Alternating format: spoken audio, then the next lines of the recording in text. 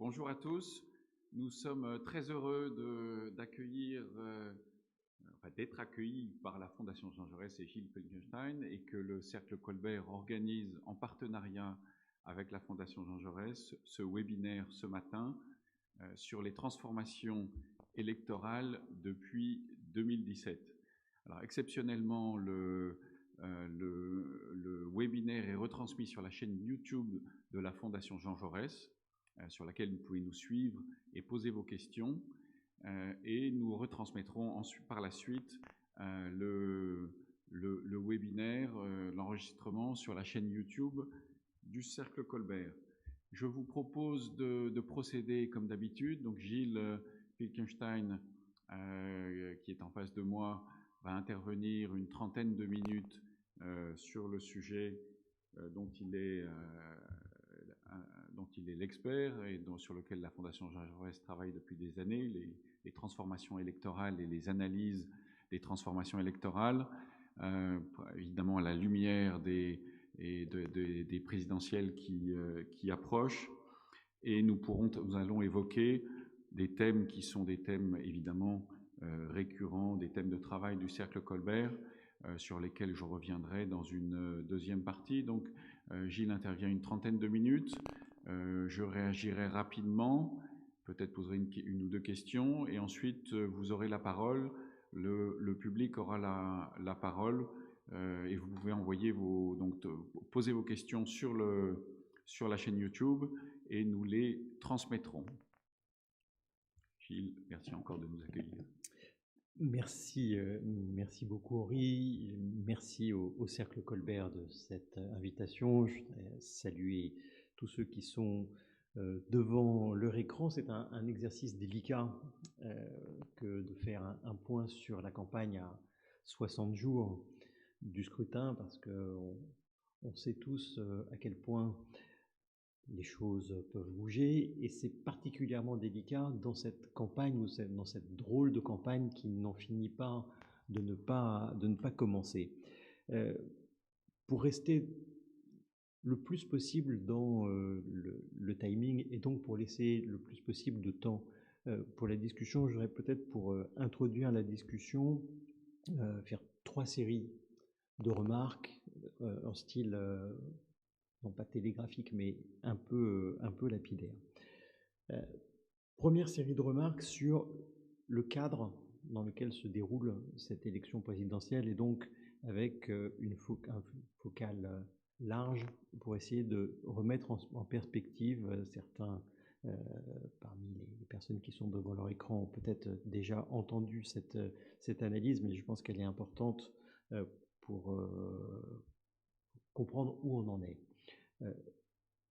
Le cadre d'analyse qui est le mien est que nous sommes dans un état de la démocratie que j'ai appelé la démocratie à l'état gazeux, pour faire un parallèle avec les différents états de la matière que nous avons appris, pour ma part il y a longtemps, dans nos cours de physique-chimie. Pour tirer le fil de ce parallèle entre la chimie et la démocratie, je crois qu'on peut dire les choses suivantes. Nous avons eu une démocratie à l'état solide au début des années 80. À l'état solide, la matière a une forme. Les particules qui la composent sont fortement reliées entre elles. C'était la même chose pour la démocratie à l'état solide. Elle avait une forme. Cette forme, c'était le clivage gauche-droite. Le clivage gauche-droite structurait toutes les politiques publiques. Les citoyens se reconnaissaient majoritairement dans ce clivage, et leur comportement électoral était marqué par la fidélité à un parti, ou en tout cas fidélité à un camp. Nous sommes passés sans doute vers le tournant des années 2000 de la démocratie à l'état solide à la démocratie à l'état liquide. À l'état liquide, la matière n'a plus une forme propre, et les particules qui la composent sont moins fortement reliées entre elles. C'est la même chose avec la démocratie à l'état liquide.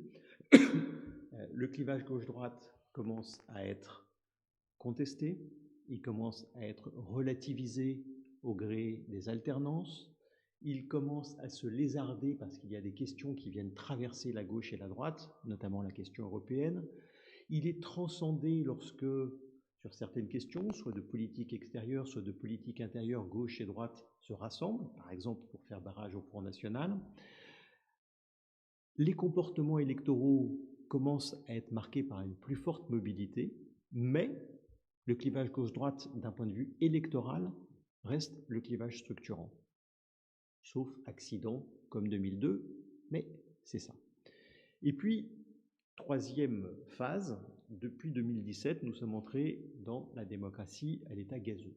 Alors, à l'état gazeux, la matière n'a plus de forme, elle n'a plus de volume, les particules qui la composent sont faiblement reliées entre elles. C'est la caractéristique de notre démocratie, qui a 3 propriétés, ce qui n'est pas le cas de tous les états gazeux. J'ai un peu progressé en chimie depuis que je présente cette idée. La première propriété, c'est que notre état démocratique gazeux est instable. Pour que vous ayez juste ce chiffre en tête, dans les 100 derniers jours de la précédente campagne présidentielle, 65% des Français ont changé au moins une fois d'avis. Soit ils ont changé d'intention de vote, soit ils sont passés du vote à l'abstention ou de l'abstention au vote, 65% dans les 100 derniers jours. Deuxième caractéristique, la démocratie à l'état gazeux est informe, c'est-à-dire qu'il n'y a plus un clivage qui permette à lui seul de donner une grille de lecture du débat public. Il n'y en a sans doute même pas 2. Selon les sujets, les clivages se restructurent et donc on est dans une société dans laquelle une démocratie a multi-clivages. Enfin, troisième caractéristique, l'état gazeux est explosif. Il est explosif en raison du poids de la violence, l'idée que la violence est un moyen légitime pour faire valoir ses idées dans une démocratie est maintenant partagée par près de 20% des Français, par le poids du complotisme, par le poids des extrémismes, et on a tiré de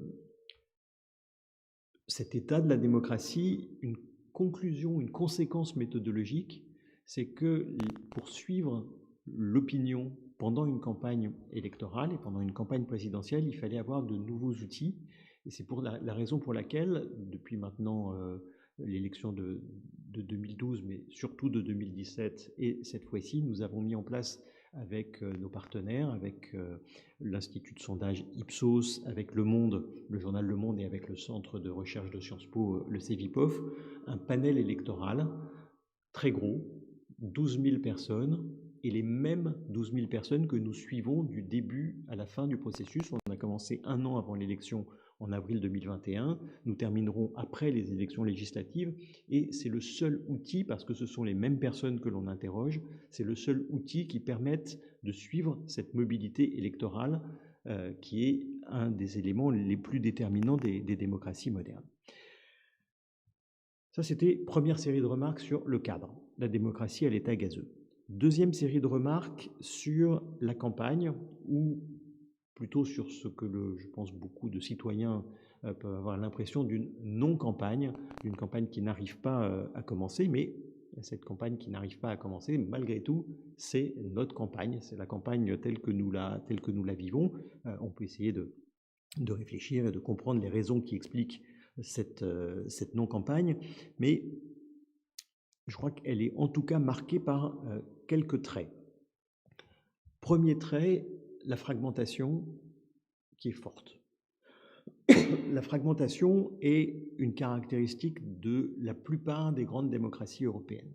Là où il y avait, il y a 30 ans, il y a 40 ans, 2 forces centrales qui se partageaient le pouvoir, autour desquelles s'organisait l'alternance, ces forces dans tous les pays ont perdu de leur poids, mais c'est particulièrement marqué en France et c'est particulièrement marqué dans cette élection. Peut-être le moyen le plus simple pour chacun de le percevoir est d'essayer de se remémorer ce qu'était l'espace politique en 2017 et ce qu'il est aujourd'hui. On voit que sur chaque espace politique, là où il y avait un candidat, il y en a aujourd'hui 2 et parfois même davantage. À l'extrême droite, il y avait Marine Le Pen, il y a Marine Le Pen et Éric Zemmour. Gauche radicale, il y avait Jean-Luc Mélenchon, il y a Jean-Luc Mélenchon et Fabien Roussel. Évidemment, je n'assimile pas tout ça, mais je vais vite. Dans l'espace social écologique, il y avait Benoît Hamon, il y a aujourd'hui non seulement Anne Hidalgo, Yannick Jadot et maintenant Christiane Taubira. Sur l'espace de la droite et du centre droit, il y avait François Fillon. Il y a aujourd'hui, en tout cas tel que le positionnent les Français, à distance assez proche, Valérie Pécresse et Emmanuel Macron. Donc, forte fragmentation de l'offre politique, c'est la première caractéristique de cette campagne et qui est sans doute aussi une des explications de la difficulté pour les Français de se repérer et pour le débat de se nouer. Deuxième caractéristique de cette campagne, l'attention est faible. Je veux dire, l'attention de l'opinion à cette campagne est faible.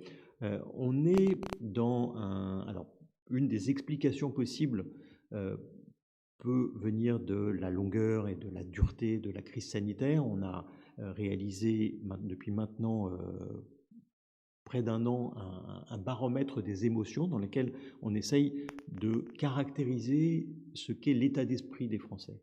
Et ce qui est très frappant depuis maintenant plusieurs mois, c'est que le mot qui domine est le mot de fatigue. Alors c'est de la fatigue physique, mais c'est aussi de la fatigue psychologique, c'est peut-être de la fatigue démocratique, mais en tout cas c'est l'état d'esprit des Français, fatigue, incertitude, inquiétude.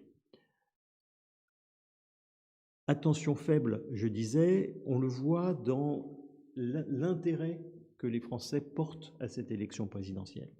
Lorsqu'on les interroge sur l'intérêt de la campagne, l'intérêt étant partiellement, mais pas totalement corrélé au vote, on a 70% des Français qui disent « je m'intéresse à cette campagne ». C'est 10 points de moins que lors de la précédente campagne à la même période. Et de manière plus symptomatique, lorsque vous regardez, c'est toujours un indicateur très intéressant, le baromètre des conversations des Français. De quoi parlent-ils ? L'IFOP, avec le journal Paris Match, fait ça tous les mois depuis de nombreuses années. Vous regardez le mois dernier, la campagne présidentielle a intéressé, en tout cas en ont parlé, 50% des Français. À la même période, en 2017, c'était 80% des Français qui avaient parlé de l'élection présidentielle. Donc c'est beaucoup moins un sujet de conversation que ça ne l'était précédemment. Donc ça, c'est peut-être la deuxième caractéristique, attention faible. Troisième caractéristique, c'est que les préoccupations sont évolutives. Quand vous regardez la hiérarchie des préoccupations des Français depuis plusieurs mois, pour utiliser une image de patinage artistique, puisqu'on a les Jeux Olympiques en ce moment, nous étions, y compris au mois de septembre dernier, donc il n'y a pas si longtemps, dans une campagne de figure libre. Ça veut dire que vous aviez plusieurs préoccupations. En l'espèce, il y avait 5 préoccupations qui étaient à peu près au même niveau dans la hiérarchie des préoccupations des Français. Vous aviez le pouvoir d'achat, l'environnement, la délinquance, les questions de santé, les questions d'immigration. Tout ça, en 5 points, entre 25 et 30% des Français citaient ces 5 préoccupations parmi leurs 3 principales préoccupations, avec évidemment des différences très importantes selon les électorats, mais en tout cas, on avait ces 5 préoccupations qui étaient à peu près au même niveau, et donc on était dans un moment de pré-campagne dans lequel l'enjeu pour chacun des candidats était d'essayer d'amener la campagne sur le terrain qu'il considérait comme étant le plus favorable pour lui. On est en train de passer d'une campagne de figure libre à une campagne de figure imposée, c'est-à-dire une campagne dans laquelle une préoccupation domine et domine nettement les autres préoccupations. Cette préoccupation qui progresse est le pouvoir d'achat. On est passé de 30% à 45% en l'espace de quelques mois, et surtout l'écart par rapport aux deuxième, troisième préoccupations est en train de se creuser. On a on a derrière les questions de santé et les questions d'environnement. Quatrième caractéristique de cette campagne, la cristallisation qui est tardive. Lorsque j'avais 20 ans, on apprenait que le mois de janvier, le mois de février parfois, était le moment où les intentions de vote se cristallisaient. C'est le moment décisif dans lequel les choses se passaient. Tel n'est plus le cas. Je disais tout à l'heure que grâce au panel électoral, on peut mesurer la mobilité. Dans le dernier mois, entre la fin du mois de décembre et la troisième semaine de janvier, vous avez 28% des Français qui ont changé d'avis. C'est absolument considérable. On avait eu 30% dans la vague précédente et on sait d'expérience que la cristallisation, maintenant, elle se fait le jour du vote. Elle ne se fait pas avant. La mobilité reste importante jusqu'au vote. Alors cette mobilité, elle prend deux formes. La première forme, c'est la forme la plus intuitive, c'est vous changez d'intention de vote, vous passez d'un candidat à un autre, mais ça correspond à peu près la moitié de cette mobilité.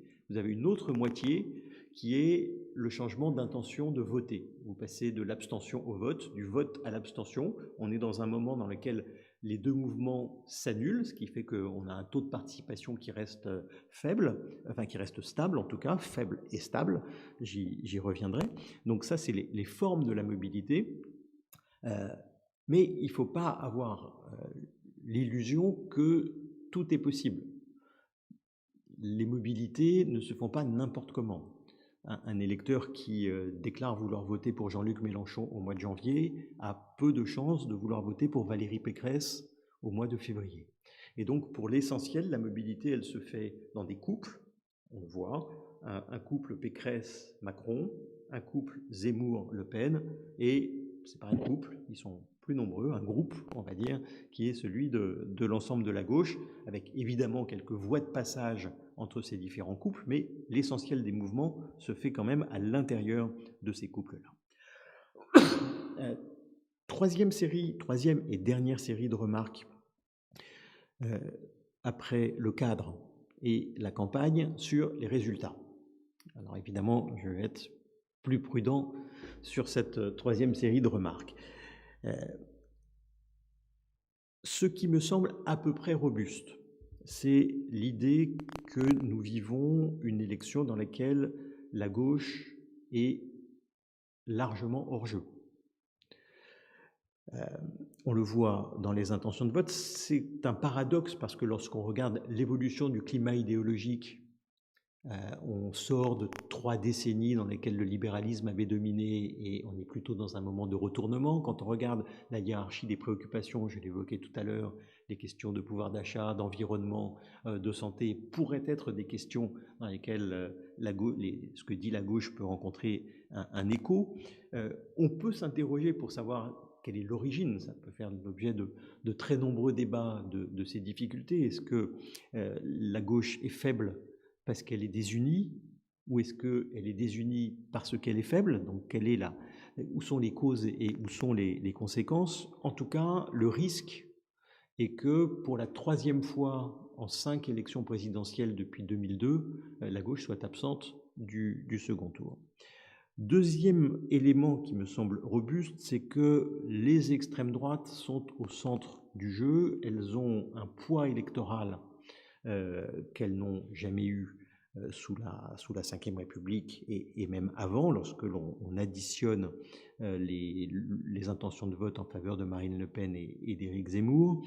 Et elles pèsent sur l'agenda, c'est-à-dire sur ce qu'est la conversation publique, sur ce que sont les thèmes de campagne. Alors on l'a beaucoup vu dans la pré-campagne avant le mois de décembre, où les questions autour de l'identité, de l'immigration ont occupé une place absolument centrale, mais on voit que ce faisant, ça a une force aussi d'attraction sur l'ensemble du jeu politique et sur les propositions qui sont formulées, y compris par les autres candidats. Ça, c'était les deux éléments qui me semblaient à peu près robustes, la gauche hors jeu, les extrêmes droites au centre du jeu. Ce qui est à ce stade plus incertain. Les candidats, les électeurs. Qui va être candidat, qui va être électeur? Qui va être candidat? On est à 60 jours de l'élection présidentielle. Évidemment, l'incertitude est plus faible. Il demeure une incertitude qui est liée au parrainage, même si l'histoire de la Ve République montre que jamais un candidat qui recueillait des intentions de vote significatives n'a été empêché d'être candidat faute de parrainage. Je pense qu'il en sera de même cette fois-ci. Donc la question est moins qui, en tout cas s'agissant des candidats les plus importants, que de savoir quoi s'agissant d'Emmanuel Macron, c'est-à-dire peu de doute sur sa candidature. Je crois que la vraie question n'est pas de savoir ni quand il sera candidat, ni comment il se déclarera, mais pourquoi. Quel va être, tel qu'il va le fixer lui, l'enjeu d'un éventuel deuxième mandat. Donc ça, c'est une première incertitude sur les candidats, et puis deuxième incertitude sur qui va être électeur, c'est-à-dire sur le taux de participation. C'est normalement une question qu'on se pose peu dans une élection présidentielle, puisque il y a à peu près 80% de participation, un peu plus, un peu moins selon les élections, mais que ça reste l'élection dans laquelle massivement les Français participent.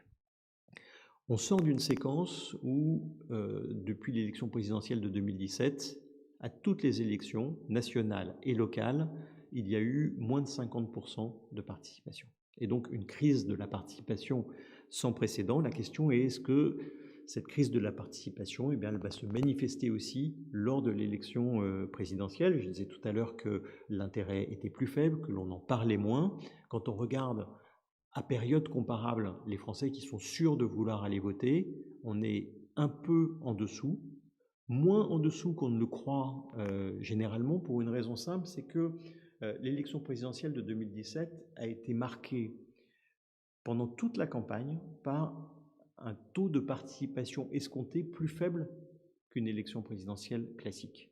Et c'est dans les 15 derniers jours seulement, à ce moment, parce que à ce moment, il y avait 4 candidats sur un spectre large qui étaient chacun à 20% en passe de se qualifier, qu'il y a eu un surcroît de mobilisation, beaucoup d'électeurs se disant « Ah ben mon vote peut changer quelque chose ». Bon, donc cette question-là reste posée, et je crois qu'elle reste fortement posée pour l'élection présidentielle de 2022, de savoir quel sera le taux de participation. C'est une question qui est importante d'un point de vue démocratique, pour la légitimité du président qui sera élu, mais elle est importante aussi d'un point de vue électoral, parce que selon ce que sera la sociologie de la participation, eh bien, le rapport de force peut être différent. On l'a vu lors des dernières élections régionales, où chaque camp n'avait pas réussi de la même manière à mobiliser son électorat.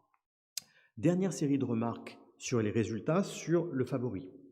Je crois qu'à ce stade, avec évidemment toute la prudence qui s'impose, mais il y a de manière claire un favori qui est Emmanuel Macron. C'est non seulement je parle de l'analyse qu'on peut en faire, je vais y revenir, mais c'est de très loin le pronostic des Français.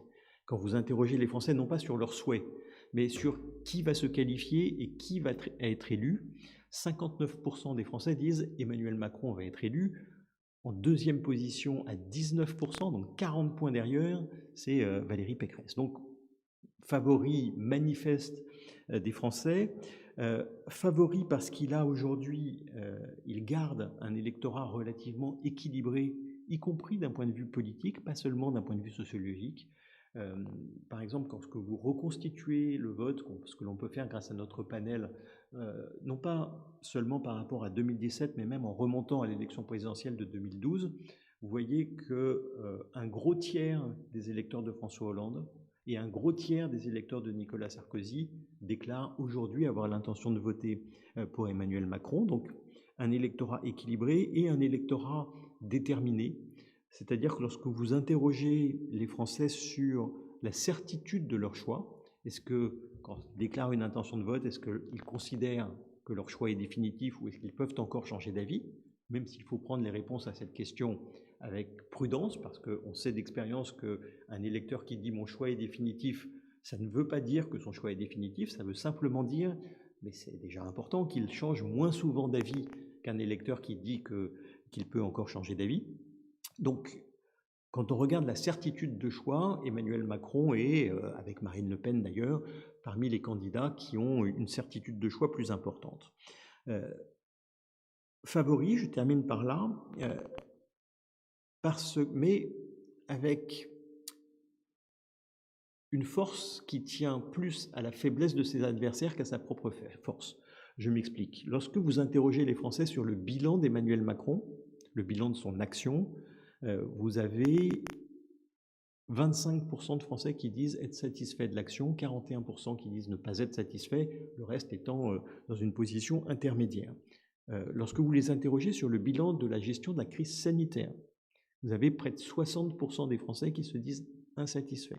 Donc, dans l'absolu, le jugement est un jugement qui est mitigé. En revanche, et une élection, ce n'est pas un référendum, une élection, ça se juge par rapport aux autres candidats.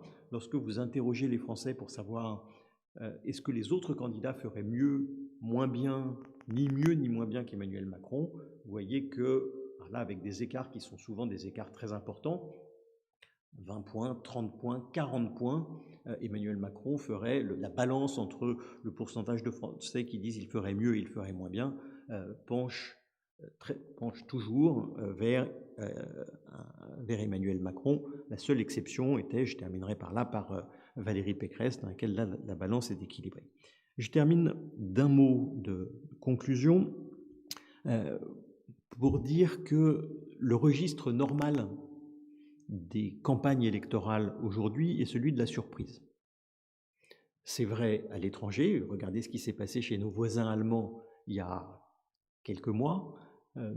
Un mois et demi avant l'élection, le SPD était à 14%, il a fini à 24%, la CDU était à 34%, ils ont fini à un peu plus de 20%, et le SPD est aujourd'hui à la chancellerie. C'était vrai en 2017 où on a eu des mouvements absolument considérables. C'est vrai, y compris dans cette pré-campagne. Vous regardez ce qui s'est passé dans la primaire d'Europe Écologie Les Verts. Il n'était pas acquis, loin de là, que Yannick Jadot l'emporte, a fortiori face à Sandrine Rousseau. Quand vous regardez ce qui s'est passé à la primaire des Républicains, il n'était pas acquis, loin de là, que ce soit Valérie Pécresse qui l'emporte. Quand vous regardez cette pré-campagne, il y a eu la percée d'Éric Zemmour qui a été spectaculaire au mois de septembre, la percée de Valérie Pécresse suite à cette désignation. On a déjà eu beaucoup de surprises, même si depuis le début du mois de janvier, on a ce moment paradoxal où il y a beaucoup de mouvements. Je l'ai dit, 30% des lecteurs qui changent d'avis d'une vague à l'autre, mais peu de mouvements, c'est-à-dire que ces mouvements sont en train de s'annuler.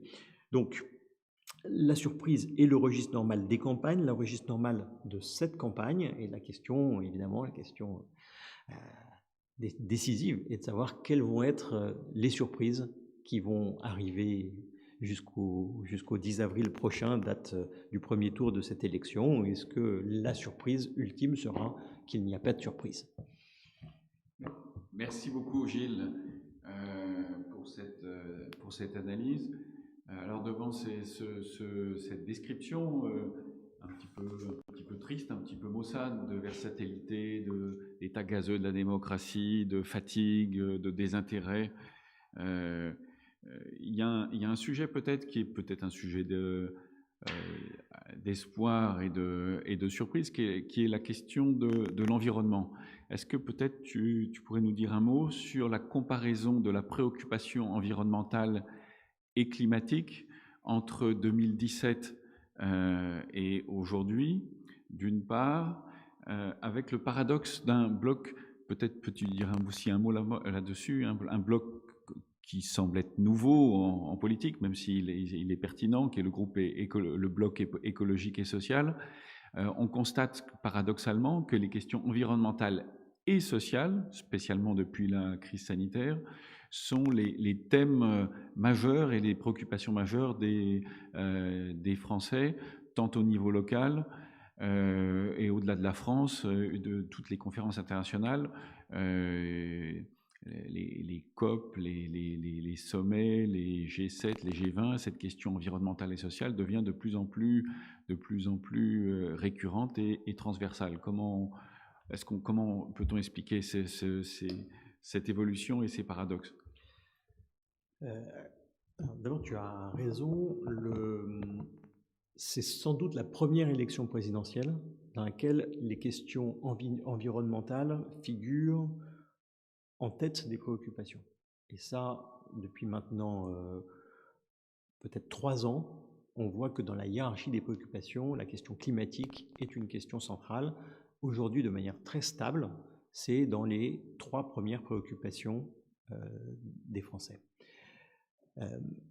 Il y a une prise de conscience que l'on voit après, pas seulement dans la hiérarchie des préoccupations, lorsque on interroge les Français sur le changement climatique lui-même.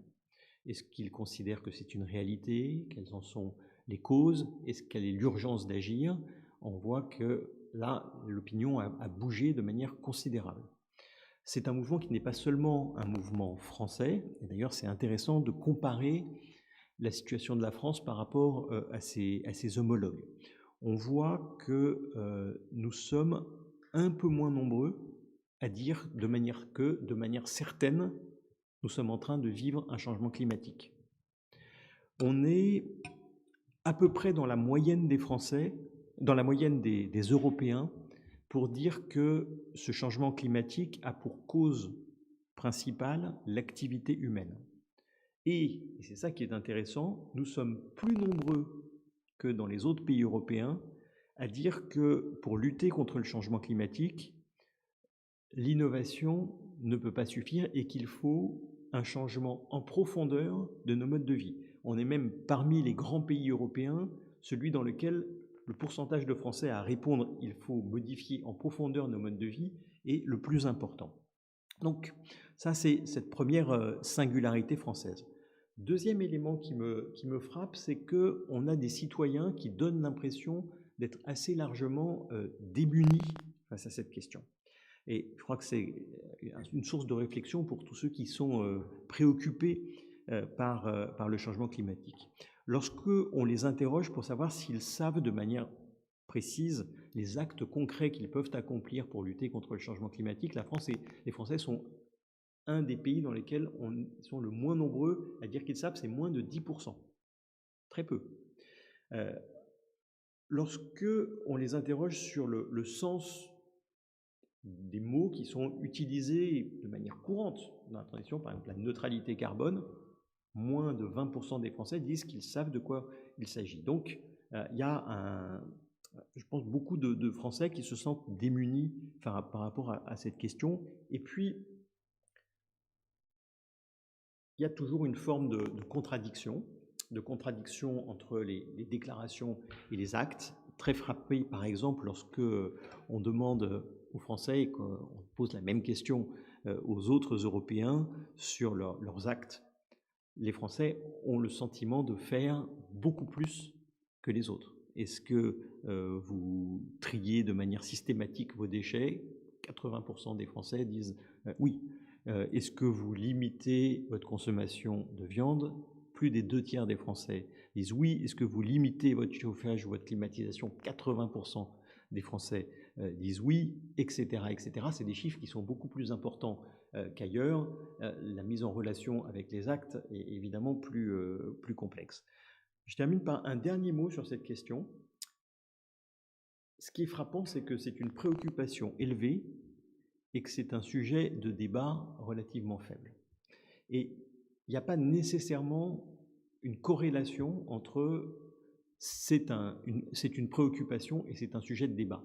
Pour qu'une préoccupation devienne un sujet de débat dans une campagne présidentielle, il faut qu'il y ait des visions de l'avenir autour de cette préoccupation qui soient suffisamment différentes et suffisamment éclairantes pour les Français pour que le débat puisse se nouer. Il faut qu'il y ait des propositions qui illustrent aussi les différences de position.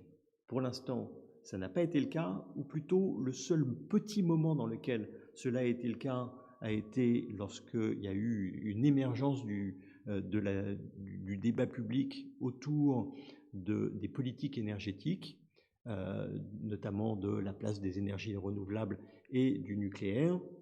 Le paradoxe, pour terminer sur la question que tu posais, est que ce moment du débat dans l'opinion n'a sans doute pas été favorable pour les forces qui se revendiquent de l'écologie. Merci. Alors peut-être un autre sujet qui est le Cercle Colbert travaille et observe, analyse les transformations sociales et sociétales des territoires et des collectivités. Est-ce qu'on peut identifier des évolutions différentes entre ce qui se passe dans la manière sur les thématiques que tu as exposées, entre les territoires, les zones et les métropoles? Est-ce que entre les grandes villes, les métropoles et les territoires ou les petites villes, les plus petites collectivités, est-ce qu'il y a des évolutions ou est-ce qu'au contraire, il y a des tendances des rapprochements, une certaine forme d'homogénéisation? Comment est-ce qu'on peut distinguer des évolutions différentes? Il y a deux questions différentes. Est-ce que la question des territoires est un sujet de débat? Dans la hiérarchie des préoccupations des Français, c'est relativement bas, mais c'est bas parce que je crois que c'est masqué par d'autres questions. Je pense que c'est pour les Français une question importante qui, pour l'instant, n'a pas trouvé de place dans le débat public. Et puis, il y a une deuxième question qui est dans quelle mesure la dimension géographique est une explication du vote, ou en tout cas, pour l'instant, des intentions de vote. Alors, quand on regarde par région, là, il y a des différences. Mais le débat, depuis maintenant plusieurs années, se noue autour, non pas des régions, mais des catégories d'agglomération. C'est-à-dire, est-ce qu'il y a un vote différent dans le monde rural, dans les petites villes, dans les grandes villes et dans les petites et moyennes villes, dans les grandes villes et dans les métropoles.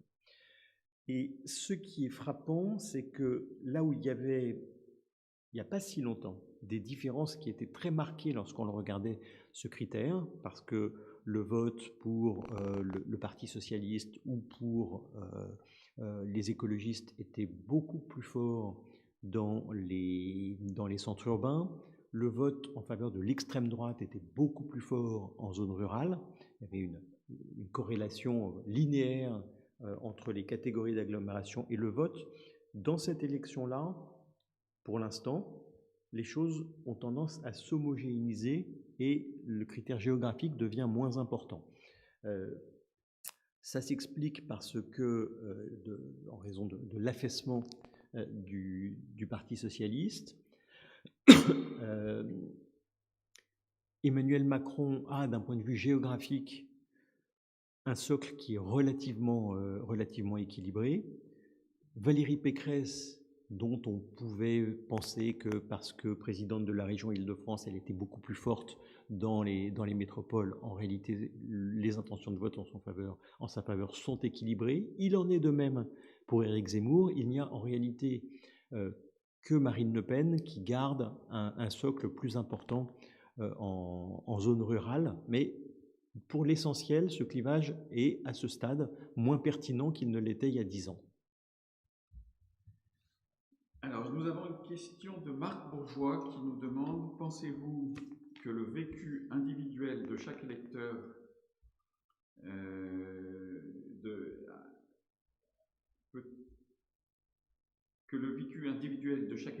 de la crise sanitaire peut avoir un impact majeur sur le vote?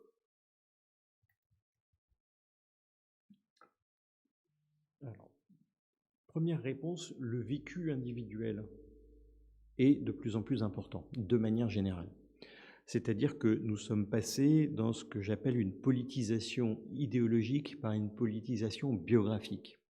Auparavant, le mode de politisation était lié à l'adhésion, plus ou moins lâche, mais à l'adhésion à un grand système de pensée. De plus en plus, le mode de politisation se fait par la biographie, c'est-à-dire par ce que chacun vit ou par ce que chacun voit à la télévision ou sur les réseaux sociaux. Donc, ça, cadre global, le vécu individuel est de plus en plus important dans un moment d'affaissement des grands systèmes de représentation. Chacun se bricole sa politisation, sa propre idéologie en fonction de ce qu'il vit. Est-ce que la crise sanitaire peut avoir un impact? Lorsqu'on interroge les Français sur est-ce que la crise sanitaire aura un impact sur leur vote, très majoritairement, 60 et quelques pourcents, je cite le chiffre de mémoire, disent oui. Est-ce que ce sera le cas réellement et surtout dans quel sens? Je suis plus réservé parce que pour que cela soit le cas, il faudrait d'une part qu'on soit dans un moment dans lequel la crise sanitaire demeure forte. Donc on va voir si là on a plutôt l'impression d'être en fin de quatrième, de cinquième vague. Et donc le retour à la normale peut s'effectuer rapidement. Et il faudrait cette première condition-là. Et puis deuxième condition, il faudrait que autour de la crise sanitaire, il y ait des positions qui, là aussi, qui soient suffisamment différenciées pour que ça puisse avoir un impact sur, non pas sur le vécu individuel, mais sur le vote individuel. Alors, nous avons une question de Patrick Grippon qui nous demande quelle est votre analyse de l'apparition dans la campagne de la primaire populaire, tant par sa forme que ses conséquences? Alors, sur sa forme, ce que je trouve intéressant est que c'est une nouvelle manifestation de l'irruption des citoyens dans la démocratie. C'est la première fois qu'une primaire est organisée non pas par un parti politique, mais par des citoyens. Quand on regarde l'initiative et quand on regarde l'écho que cette primaire populaire a eu, pas loin de 500 000 inscrits, pas loin de 400 000 votants, c'est un écho qui est important, qui est évidemment moins important que celui des primaires qui avaient été organisées précédemment par le Parti socialiste ou par les Républicains, de primaires ouvertes, mais plus important que les primaires qui avaient été organisées dans cette élection présidentielle. Deuxième élément sur la forme, j'ai trouvé à la fois très intéressant et un peu maladroit les modalités de vote, la substitution du vote tel qu'on le connaît pour un candidat à ce jugement majoritaire, c'est-à-dire l'appréciation qui est portée pour chacun des candidats. Je trouve que c'est un système pour lequel un certain nombre d'associations militent. Je crois qui est très intéressant parce que c'est un moyen d'éviter un accident électoral, c'est-à-dire de voir élu un candidat dont les Français en réalité très majoritairement ne voudraient pas. Là où je dis qu'il y a une maladresse, et c'est peut-être intéressant pour réfléchir à l'avenir de ce système, c'est que la nature des appréciations qui étaient portées et donc l'analyse des résultats après ressemblait un peu trop à un bulletin de collège de classe de quatrième, et que donc là il y a peut-être une amélioration à avoir. Ça c'est sur la forme. Sur le fond, bon, il y a, enfin, c'est à la fois de la forme et du fond, une des difficultés quand même est d'avoir, je dis quand même, c'est pas quand même, c'est une difficulté majeure, et d'avoir une élection à laquelle sont candidats des gens qui ne veulent pas être candidats, et à laquelle ne sont pas candidats des gens qui auraient pu être candidats, je pense à Fabien Roussel. Donc ça, c'est évidemment une difficulté. La difficulté principale étant que l'ambition de cette primaire était d'avoir un candidat de toute la gauche, et que l'effet risque d'avoir un candidat de plus à gauche. Je parlais tout à l'heure de la fragmentation, elle était déjà forte, elle est aujourd'hui encore plus forte.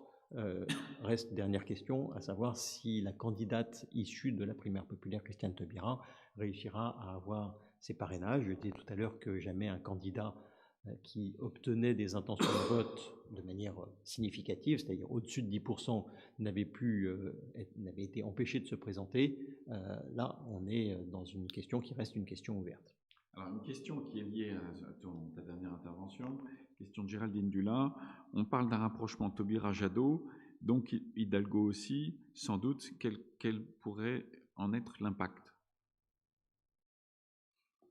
Et puis peut-être, je te donne une question parce que nous allons terminer à 11h30.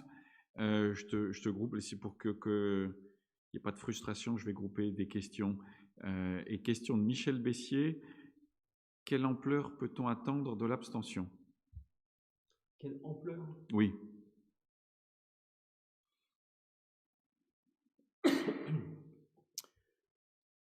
Bon, sur la première question, je ne vais pas en dire beaucoup parce qu'on est dans du... Il faut essayer d'éviter les questions hypothétiques, et là on est dans le doublement hypothétique. C'est-à-dire il faudrait d'une part qu'il y ait ce rapprochement, donc pour l'instant, enfin, sauf à ce qu'il se soit passé des choses depuis le début de notre conversation qui ne sont qu'à des stades de rumeurs, peut-être liées à ce que j'évoquais sur les difficultés de parrainage, mais ça me paraît prématuré.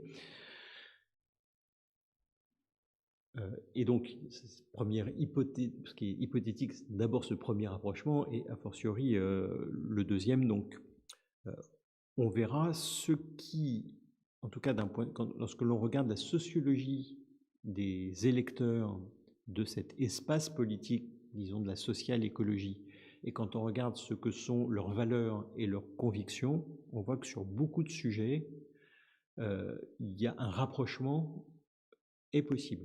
Un rapprochement, alors après, un rapprochement sur les positions, un rapprochement sur les valeurs ne veut pas dire nécessairement un rapprochement, une convergence sur un candidat. Et c'est là où la question en politique, on sait qu'une addition, 1 plus 1 plus 1, parfois ça fait 5, et parfois ça ne fait que 1 ou que 2. Donc, question qui reste ouverte. Deuxième question sur la participation. Je l'ai dit, je crois que c'est la première élection présidentielle dans laquelle il y a une vraie interrogation sur la participation finale. C'est vrai pour le premier tour, on peut être plus proche de 70% que de 80%, 80% étant le chiffre normal. Ça peut être vrai aussi pour le second tour. Ça fait maintenant plusieurs élections présidentielles où on voit la participation non pas augmenter mais baisser lors du second tour, sans compter le pourcentage important de bulletins blancs. Ce risque est encore plus fort cette fois-ci, la conséquence derrière étant de venir entamer la légitimité du président qui vient d'être élu. Mais là aussi, il peut se passer beaucoup de choses dans la campagne. Je l'ai dit, c'est seulement dans les 15 derniers jours en 2017 que la participation a retrouvé un cours normal. On ne peut pas exclure que l'incertitude qui pèse notamment sur la qualification pour le second tour, si on reste dans la situation qui prévaut aujourd'hui, où Emmanuel Macron est devant, mais où il y a 3 candidats, peut-être qu'il peut y en avoir un quatrième, qui sont relativement proches pour la qualification, qu'à ce moment-là, eh bien, l'enjeu de la qualification soit un motif de mobilisation et qu'on retrouve un taux de participation plus forte. C'est une hypothèse possible, mais beaucoup d'indicateurs qui, à l'inverse, témoignent du risque d'avoir une participation plus faible qui viendrait non pas prolonger exactement ce que l'on a vécu depuis 2017, mais en tout cas s'inscrire dans ce mouvement. Ça reste une des incertitudes fortes de cette élection. Ensuite, on a une question à laquelle il faudrait sans doute un colloque de plusieurs jours pour répondre sur la démocratie, mais qui était un peu en filigrane dans tes analyses. Que pensez-vous de la valeur d'une démocratie happée par le storytelling depuis 2017 ? Ça fait écho évidemment à des thèmes sur lesquels vous travaillez et nous travaillons sur la crise de la démocratie représentative. Comment tu peux répondre en 2 minutes à une question comme ça ? Alors, je suis pas sûr que ça date de 2017. Je pense que pour une large part, c'est antérieur.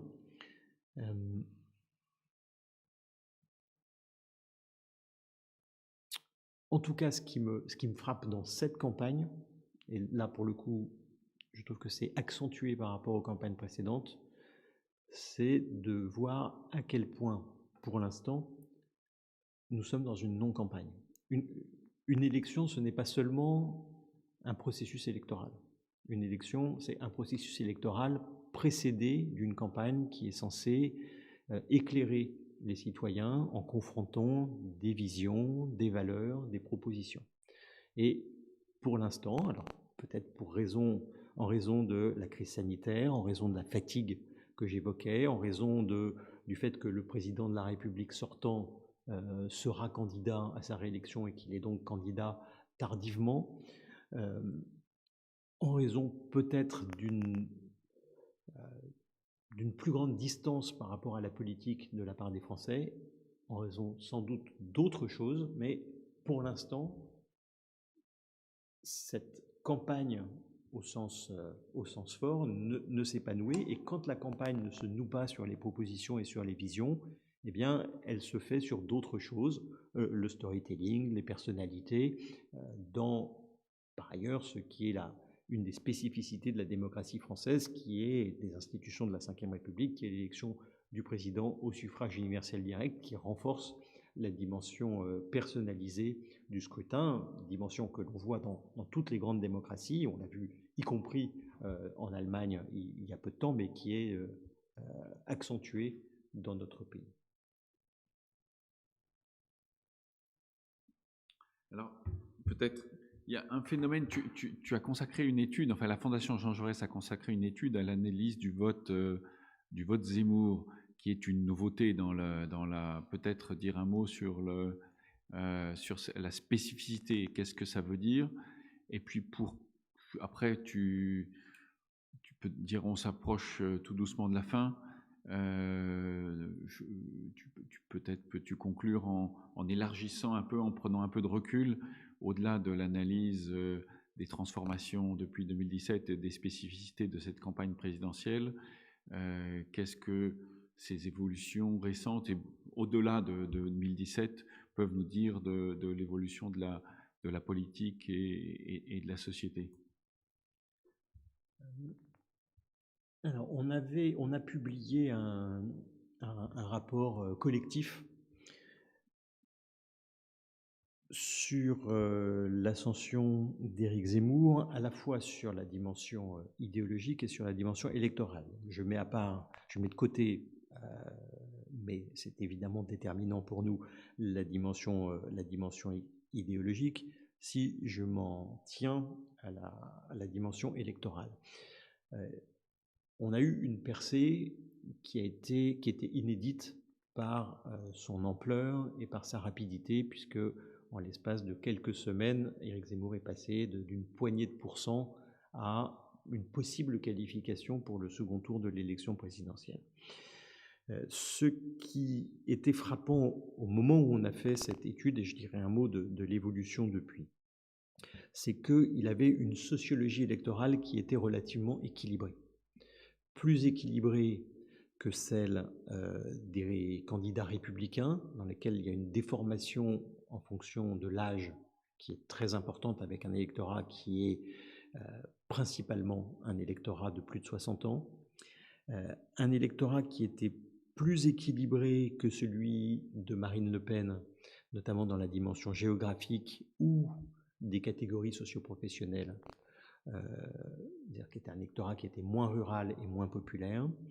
Donc, c'était équilibré, mais avec un déséquilibre majeur qui était le vote des hommes et le vote des femmes, où on avait ce que les politologues appellent un gender gap, un écart entre le vote des hommes et le vote des femmes, qui était celui qu'avait connu Jean-Marie Le Pen il y a 20 ans, avec un vote qui était majoritairement masculin. Et là, on avait un écart de 7 points, et on a encore un écart de 7 points qui est considérable pour Éric Zemmour, que n'a plus Marine Le Pen et que n'a, dans un sens ou dans un autre, aucun autre candidat. Donc ça, c'était la première caractéristique, équilibrée au genre près, ce qui n'est pas rien, puisque c'est évidemment une dimension majeure du vote. Deuxième élément qui était frappant, c'est que les électeurs d'Éric Zemmour partageaient massivement les mêmes préoccupations. C'est-à-dire qu'il y avait une obsession dans la hiérarchie des préoccupations sur la question de l'immigration, et ils partageaient les mêmes convictions Par exemple, des questions comme est-ce que vous êtes d'accord ou pas, il y a trop d'étrangers en France. 98% des électeurs d'Éric Zemmour répondent oui, donc on est 40 points au-dessus de la moyenne des Français. Donc, il partageait les préoccupations, il partageait ses convictions et il croyait en Éric Zemmour. Et il croyait beaucoup plus en Éric Zemmour que dans les autres candidats, et notamment comme Marine Le Pen. Ça veut dire qu'il y avait un moule qui s'était constitué et dont l'analyse que nous faisions au moment où on a publié ce rapport au mois d'octobre est que c'était une illusion de penser que ça allait s'affaisser. Il pourrait y avoir une érosion, mais il ne pouvait pas y avoir un affaissement aussi rapide que la percée à laquelle nous avions assisté. Et en même temps, on voyait aussi les limites de cette percée, et notamment le fait que les points à prendre sur Marine Le Pen allaient être plus difficiles après cette première percée. Parce qu'il y avait une vraie différence entre les électeurs qui étaient restés chez Marine Le Pen et ceux qui étaient allés chez Éric Zemmour. Pour aller vite, vous avez un électorat qui est plus populaire et plus social chez Marine Le Pen et un électorat qui est plus bourgeois et plus libéral chez Éric Zemmour. Depuis lors, il y a eu une érosion, puis une légère remontée ces dernières semaines, avec une petite musique que l'on entend, qui est notamment alimentée par le meeting de Lille de dimanche dernier, par les ralliements divers qui se sont agrégés autour d'Éric Zemmour, une petite musique de la sous-estimation par les enquêtes d'Éric Zemmour, qui est un grand classique de toutes les campagnes électorales, où le candidat qui n'est pas qualifié considère que le problème, c'est le thermomètre, et que donc il y a un vote caché, que les gens n'osent pas dire qu'ils votent pour Éric Zemmour. Et je dois dire que je suis toujours sceptique, enfin même de plus en plus sceptique devant cet argument, parce que autant on a vu ce phénomène-là il y a 20 ans ou il y a 30 ans lors de l'émergence du Front National, dans des enquêtes qui étaient réalisées en face à face ou qui étaient réalisées par téléphone, mais toutes les enquêtes aujourd'hui, et c'est vrai de notre panel électoral, sont réalisées par Internet, et comme on a assez peu de raisons de mentir à son ordinateur, je pense que cet argument est un argument qui me semble d'assez faible portée. Enfin, la question la plus difficile, la suite. Alors peut-être avant, comme nous avons encore quelques minutes, donc peut-être avant de conclure, comme ça tu auras quelques instants de plus pour réfléchir à cette question la plus difficile et la plus délicate. Une dernière question de Paul Astolfi sur la proximité des communes. Est-ce que la proximité des communes, des villes, des métropoles, des départements et des régions avec les citoyens, alors ça il faudrait distinguer, n'est-elle pas dans l'immédiat un écran pour l'intérêt porté à l'élection présidentielle? Je te laisse libre d'interpréter la question.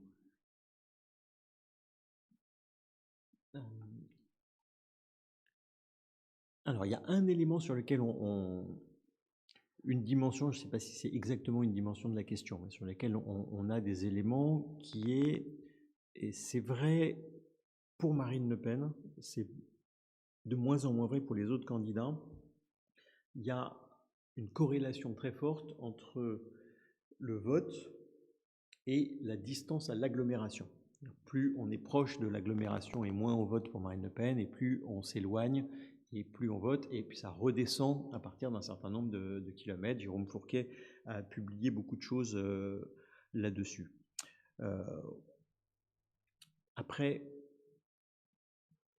pour le reste, il y a peut-être un deuxième élément, toujours issu de notre panel électoral, mais on a posé une question de manière très différente de celle que l'on pose traditionnellement, qui est, je disais qu'on a beaucoup parlé de l'identité de la France pendant cette pré-campagne. Souvent, on en a mal parlé, mais on en a beaucoup parlé. On a posé une question sur l'identité des Français, c'est-à-dire comment se définissent-ils?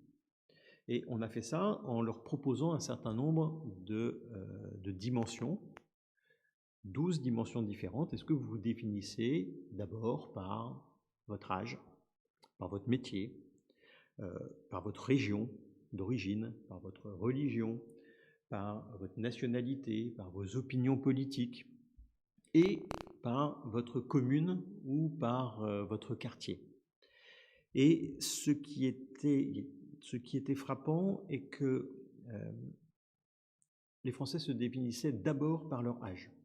Ils avaient trois réponses possibles, Ils pouvaient donner 3 choix, donc c'était les 3 éléments qui les définissaient le plus. Ils se définissaient d'abord par leur âge, et ils se définissaient d'abord par leur âge parce que nous sommes un pays qui vieillit, et que plus on vieillit, plus ce critère-là devient important. C'était en moyenne 48% des Français qui se définissaient par leur âge ou par leur génération, c'est 60% des plus de 60 ans. Ils se définissaient ensuite par 3 ou 4 autres dimensions qui étaient leur métier, beaucoup plus vrai des cadres que des ouvriers. Ils se définissaient beaucoup par leur centre d'intérêt et leur passion. Ils se définissaient pas mal par leur nationalité. Je suis français, mais avec des écarts considérables en fonction des électorats. C'est-à-dire que c'est un critère qui est très faible lorsqu'on est un électeur de Yannick Jadot ou de Jean-Luc Mélenchon. 10%, 16%. On passait à 28% pour Emmanuel Macron, 40% pour Valérie Pécresse, 48% pour Marine Le Pen, 53% pour Éric Zemmour. C'était une courbe qui était absolument magnifique. Et c'est là où j'en viens à la question, la dimension communale ou la dimension du quartier était très faible dans la manière dont les Français s'identifiaient lorsqu'ils devaient hiérarchiser cette identification. Merci beaucoup. Moi, j'interprète ça parce que c'est le côté... il y a comme partout des centralisateurs et des décentralisateurs au cercle Colbert, mais nous avons consacré beaucoup de nos travaux à ce qui nous semble être un besoin à la fois institutionnel et une aspiration citoyenne à la proximité et aussi à une forme plus aboutie de décentralisation. C'était une parenthèse. Nous nous dirigeons vers la fin de ce webinaire.